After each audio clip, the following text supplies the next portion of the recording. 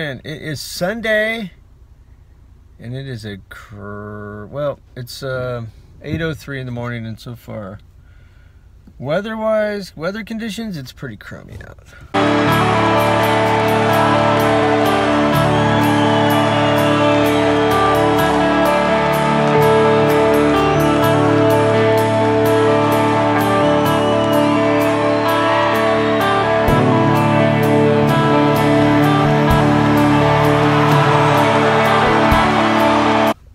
Been this way. It's the rough part about this time of year. It's so gray and gloomy. I've been flying the drone a little bit, but I'll throw a little of the footage, I guess, in here. I have probably 4 or 5 days of little things I've been filming, and none of it's, it's obviously, anytime you're flying anything over something, it's always awesome, but I haven't really, the color of everything's gray, and it's just, the color is really blah. So it's taking the wind out of my sails, quite honestly.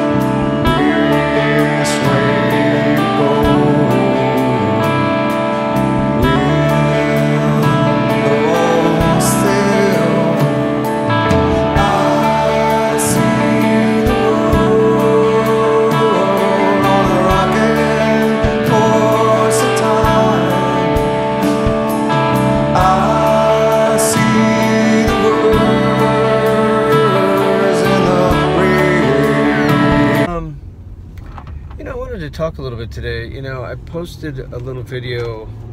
I was watching this Gleason, I think his name is Steve Gleason, interview. It's a documentary on Amazon Prime, and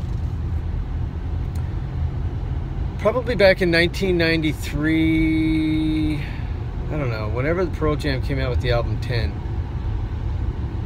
maybe 92, 93, there was a song on the album called Release.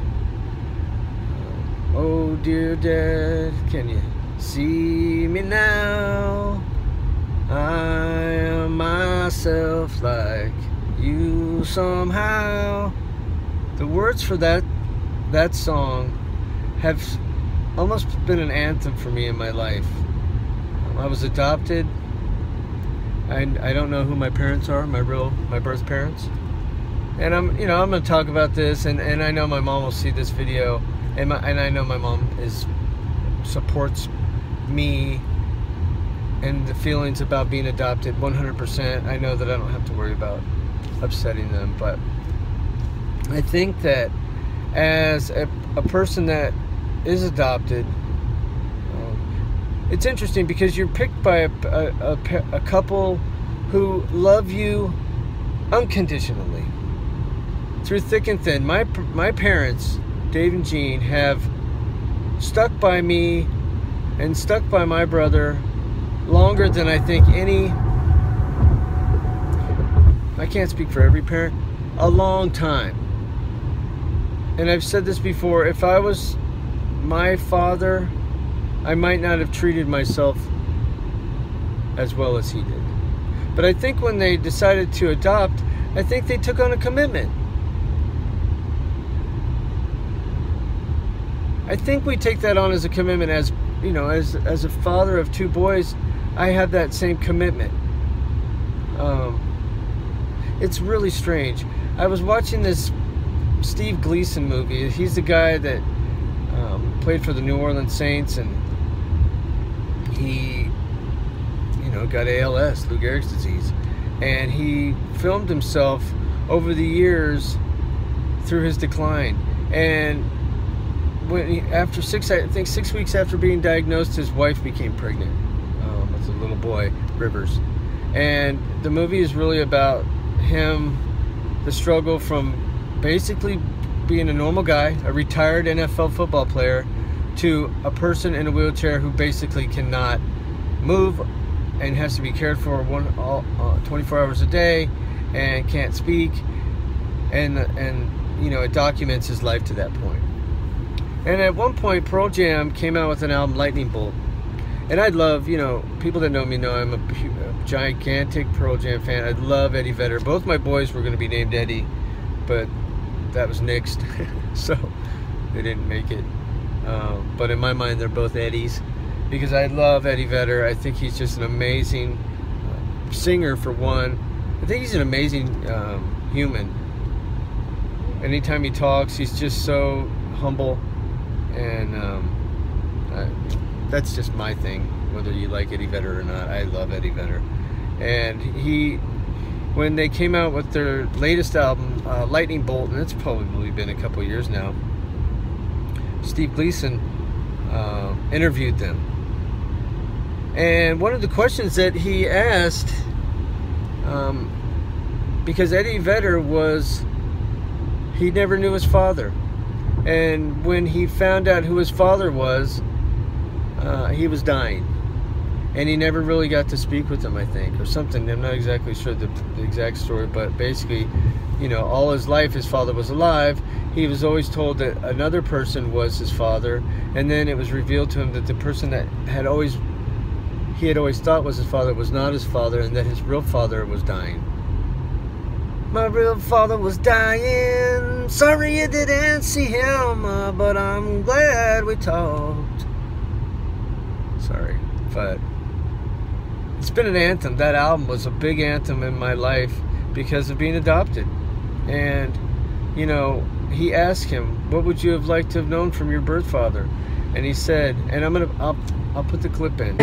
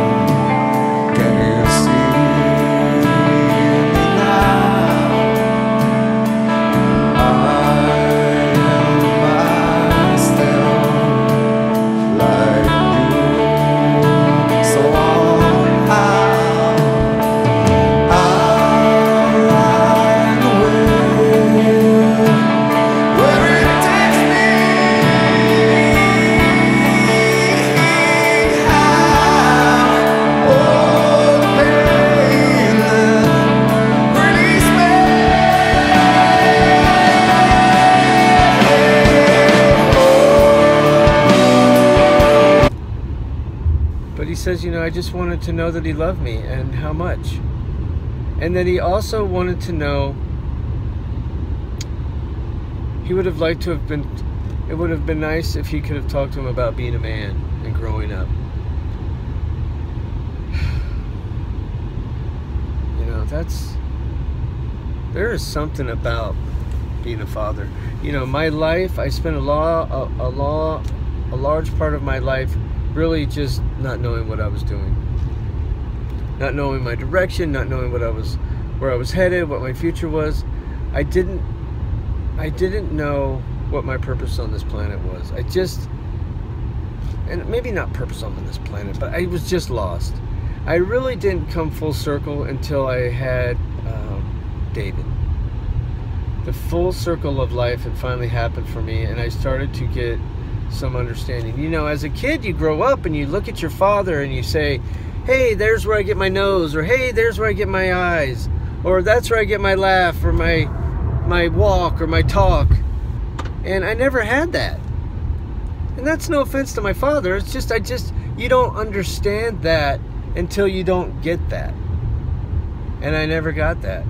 And you would think, oh, well, that's not a big deal. For some reason, it was. And until David was born, did I see where he got his nose from, where he got his eyes from, where he got his laugh from, and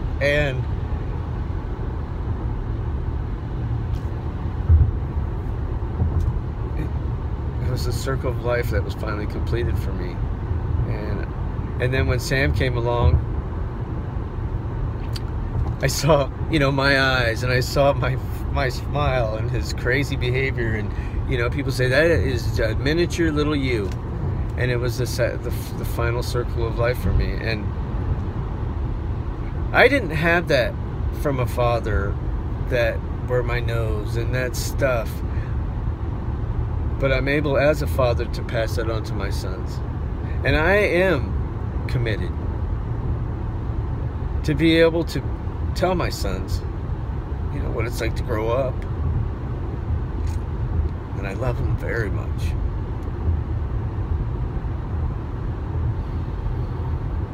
The greatest gift is being a father and being available. So I'm going to post some of that video. I'll put it in there. I'll probably put it in before I say this, but it'll be in there. I'll throw some drone footage in. You know, today's the day I don't have any boys. It's just daddy today, and I'm gonna just hang out. Maybe go down to the meeting or something. But that's where I'm at. See ya.